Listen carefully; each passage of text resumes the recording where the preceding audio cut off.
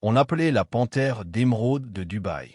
Son vrai nom était Naïla Mbaku, une jeune femme originaire d'Afrique centrale, née dans un quartier poussiéreux de Kinshasa où les routes n'étaient que de la terre rouge et où les rêves semblaient s'évaporer avant même de naître. Sa mère, vendeuse de beignets au coin d'une rue bruyante, l'avait élevée seule après la disparition mystérieuse de son père. Naïla avait grandi entre pauvreté et humiliation. Mais dans son cœur brûlait une flamme immense, le désir de s'élever, de devenir plus qu'une simple silhouette perdue dans la masse. À seulement 19 ans, avec une petite valise cabossée et quelques billets froissés, elle quitta le Congo pour tenter sa chance.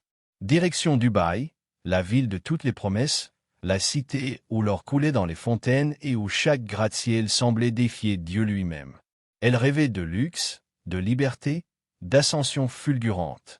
Et à force de persévérance, d'images soigneusement construites et de nuits pleines de sacrifices, son rêve devint réalité. Sur les réseaux sociaux, elle devint une icône.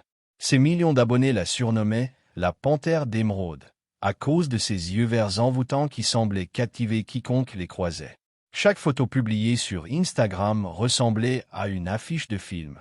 Naïla posant devant une Rolls-Royce noire, Naïla allongée sur un lit recouvert de billets, Naïla en robe de mariée souriant à côté d'un homme dont le visage était flouté, Naïla embarquant dans un jet privé vers une destination inconnue. Tout semblait parfait, tout semblait irréel. Mais derrière ce vernis étincelant se cachait une vérité terrifiante. Naïla n'était pas née riche.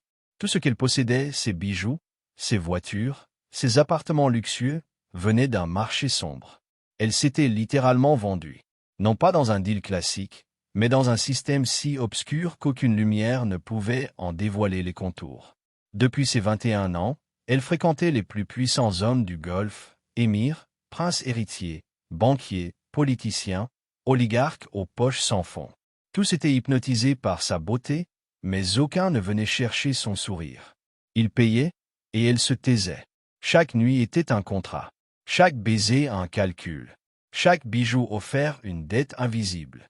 Naïla voulait s'en libérer. Elle en avait assez de rire à des blagues immondes, de supporter des mains froides qui la réduisaient à un objet, de porter des robes qui pesaient autant que ses humiliations. Elle avait juré à Dieu que cette année serait la dernière. Mais c'est précisément à ce moment qu'elle reçut l'appel qui allait changer sa vie à jamais. Un numéro inconnu, une voix grave et calme, presque hypnotique. Naïla, une offre exceptionnelle est sur la table. 10 hommes, 10 des plus puissantes de la région. Une nuit, 10 millions de dollars. Elle éclata de rire, croyant à une farce. Mais la voix ne tremblait pas. Le contrat existait. L'argent serait viré avant même la fin de la nuit. 10 millions, une fortune qui signifiait la liberté, la fin des humiliations, la promesse d'un nouveau départ. Mais 10 hommes, dans une même suite, c'était autre chose. Pas un simple contrat, presque une cérémonie. Toute la nuit, elle hésita. Mais au petit matin, en se regardant dans le miroir, elle murmura pour elle-même. C'est la dernière fois. Après ça, c'est fini. Et elle accepta. Un jet privé l'attendait. À l'aéroport, un homme en costume gris lui remit un dossier. Nom des invités, programme, règles strictes. Elle devait signer un accord de confidentialité absolue. Pas de photos, pas de mots, pas de souvenirs. Elle monta dans l'avion, maquillée comme une poupée de luxe, son cœur battant comme un tambour. À son arrivée à Dubaï, une voiture noire aux vitres teintées l'emmena dans un hôtel mystérieux, invisible sur Google Maps. Ce n'était pas un simple palace, mais un bâtiment secret où seuls les plus puissants osaient franchir les portes. Le hall était désert, baigné de lumière dorée, silencieux comme une église.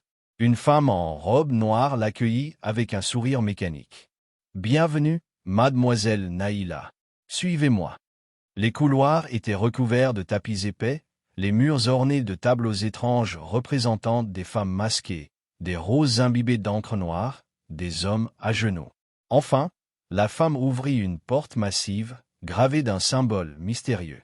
Elle chuchota. « Bonne chance !» La pièce était gigantesque.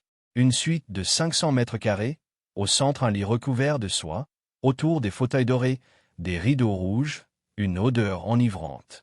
10 hommes vêtus de blanc, visages cachés sous leur kéfier, l'attendaient. Même à travers leurs voiles, elle sentait leur pouvoir et leur violence contenue. La nuit commença comme un rituel. L'un après l'autre, ils s'approchèrent, lui passèrent un bracelet et un collier gravés de symboles inconnus. Elle obéissait, souriait, mais au fond de son ventre grandissait un froid glacial. Ce n'était pas un simple contrat, mais une cérémonie occulte. Puis vint le dernier. Un homme plus âgé, plus grand, plus froid. Il n'avait pas bougé de la soirée, observant en silence. Quand son tour arriva, Naïla comprit immédiatement qu'il n'était pas comme les autres. Ses yeux brillaient d'une cruauté glaciale. Il ne parla pas. Il l'attrapa brutalement. Elle cria « Stop !» mais la pièce était insonorisée. Les autres avaient quitté la suite. Elle était seule avec le monstre. Quand il eut fini, il se rhabilla calmement, la fixa et prononça d'une voix glaciale. « Maintenant, tu as ma marque. » Cette phrase résonna dans sa tête comme une malédiction. Les jours suivants furent un cauchemar. Elle vomissait sans cesse, son corps s'affaiblissait, ses cheveux tombaient. Son sourire s'effaçait, ses yeux perdaient leur éclat. Un liquide étrange coulait de son corps.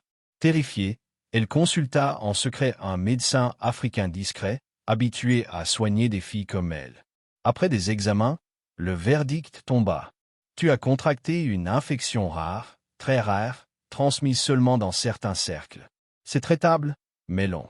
Tu as eu de la chance. Naïla sentit son monde s'écrouler. Elle n'était plus une reine, mais un pion sacrifié. Un soir, rongée par la honte et la colère, elle contacta une journaliste congolaise installée en Europe, connue pour dénoncer les abus des puissants. Elle raconta une partie de son histoire. La journaliste resta silencieuse un instant, puis demanda « Tu veux que le monde sache ?» Naïla hésita, puis souffla. « Oui, je veux que la vérité éclate. » Mais la veille de l'interview, un appel glaçant arriva. « Nous savons ce que tu t'apprêtes à faire. Rappelle-toi que ton contrat incluait le silence. Si tu parles, les images seront diffusées. » Naïla comprit alors qu'elle avait été filmée. Tout avait été prévu depuis le début. Elle s'effondra, passa la nuit à pleurer, mais au matin, quelque chose changea. Elle prit son téléphone, se maquilla malgré ses yeux cernés et posta une vidéo. Sa voix tremblait mais ses mots étaient clairs. « Je m'appelle Naïla. Aujourd'hui, je veux dire ce qu'on ne dit jamais sur le luxe, sur Dubaï, sur ce que certaines vivent pour briller. » La vidéo explosa sur les réseaux. Des millions de vues en quelques heures. D'autres jeunes femmes du Nigeria, du Cameroun, du Sénégal, de la RDC commencèrent à témoigner. Tout avait vécu des horreurs semblables. Le scandale éclata au grand jour. Les puissants tremblaient. Mais Naïla, elle, devint un symbole. Dans toute l'Afrique, on scandait ces mots devenus viraux. Même si vous montrez mon corps, vous ne tuerez pas mon âme. Si cette histoire vous a plu, n'oubliez pas de vous abonner pour nous encourager et dites-nous en commentaire votre point de vue.